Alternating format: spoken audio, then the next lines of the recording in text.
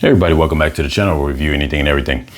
Today I just wanted to get into a little discussion revolving around the actually the new Sentinel that came out. I'm just kind of displaying these right here just for some kind of little background display, along with I'm gonna kind of mention some points about them, bringing them to the conversation. And I think I had a conversation about this one time before, but the reason why I bring it up now is because a lot of people are receiving their new Sentinels. They've been receiving them now. The Hasbro Pulse ones that were like pre-order, and they have been receiving them now for maybe about, I want to say maybe like a month and a half maybe. But also because I actually just seen on the website for Hasbro Pulse that they re-released them now, and you can just add them to the cart. They don't seem to be pre-order. I think you just order them and you just buy them and that's it. And I guess they probably did that in light of the fact that the X-Men 97 series is getting their second season. They put out a new wave of X-Men characters for the X-Men 97 line. So it made sense for them to bring that back out because it's something that can definitely keep getting purchased, and that people are going to be able to purchase those whenever they want, going hand in hand with the fact that, like I said, the series is still going on. But with that being said, they did re-release it, like I said before, and it actually is. So when I saw the original, we're just gonna call it the Hasbro Pulse figure for now, because I don't really know. It's not a Haslabs thing. It's not whatever. But we'll just say I think he's 22 inches. So we'll say the 22-inch Haslabs. Hasbro Pulse figure. We're just gonna call him the 22-inch Sentinel. So the 22-inch Sentinel was, I want to say it was about $179. I remember when that first came out. Now, at first, I wasn't sure if my memory is correct, because later on, I seen it up with the higher price tag, but it wasn't to be ordered. It said sold out. That price tag that's on there now was adjusted even before they actually had it available to buy, which is kind of weird. And it made me second guess, did I get the price right? But I seen someone else who did a video that confirmed that it was $180. It was like $175 or $179. And during that initial order to go kind of run, where you like order it in advance and then they have it build or order to ship, well, I forget what the term is called. And so now, like I said, it's back. And I didn't think the price was very good then. I think the price is even worse now at $40 premium. That's not including you paying tax and all the good stuff on top of it.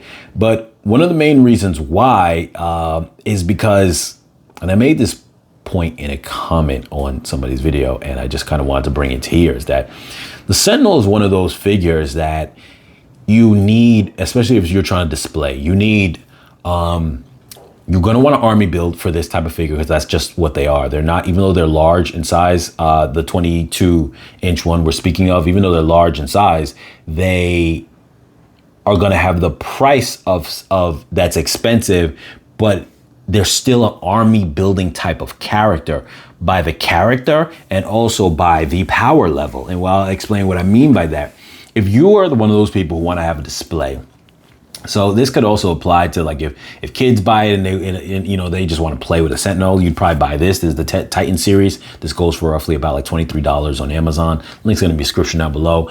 This is something you can army build. They're about 14 inches tall. They don't have a whole bunch of articulation, but they have the shoulders. Do the wrists move? Let me see.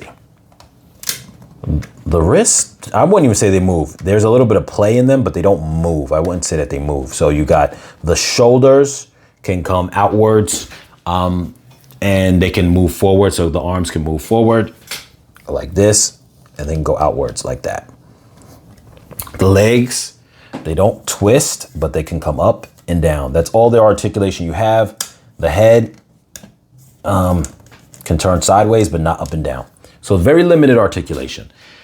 With that being said, this would be something a person can purchase for army building. But generally speaking, if someone wanted the 22-inch figure and you army build, the problem becomes, like I say, even on a power scale, if you wanted to display it, everybody knows that, who's familiar with that, with the X-Men universe and whatnot, and Sentinels, is that one Sentinel can be taken out by any one of these X-Men you see on there, other than say Jubilee. All of them can take out a Sentinel by themselves.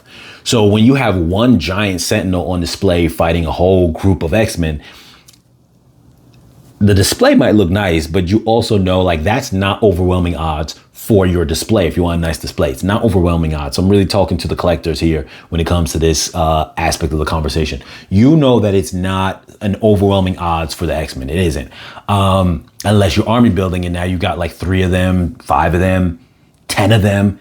Then that's pretty awesome. But at 10 of these, you're looking at $2,200. It's insane. Of the 22-inch ones.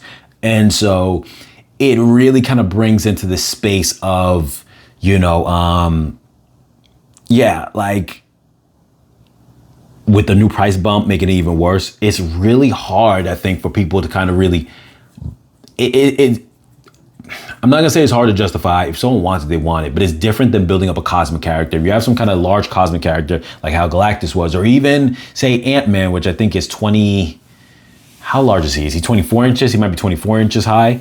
That's a character where you're only gonna have one of him. So you, even though the price might be a little something, the Ant-Man I think was over $200 as well, 220, I think when he came out, or something like that, 200 or 220.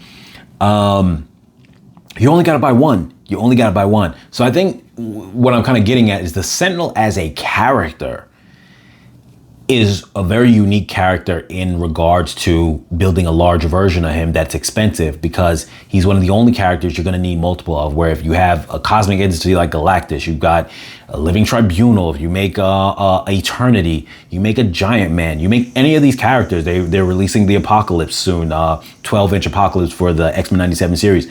All these figures, you're only going to buy one. You'll only ever need one. Sentinel's the only character that you're going to want multiple of. And since he's a big character, it really just makes it like a very double-edged sword type of situation where it's like, okay, you want to buy him, but you almost always need multiple for it to make like it looks sense. So I just wanted to kind of throw that out there and just kind of make that point, because they have brought it back. A lot of people have been getting theirs and reviewing theirs, but they have brought it back, and it is $220. So if you guys are interested in that, you guys can go to Hasbro Pulse and pick them up. But just know, like I said before, it probably is not going to look that great if you got one of them. Now you could pair it up with a couple of these just to kind of add to it.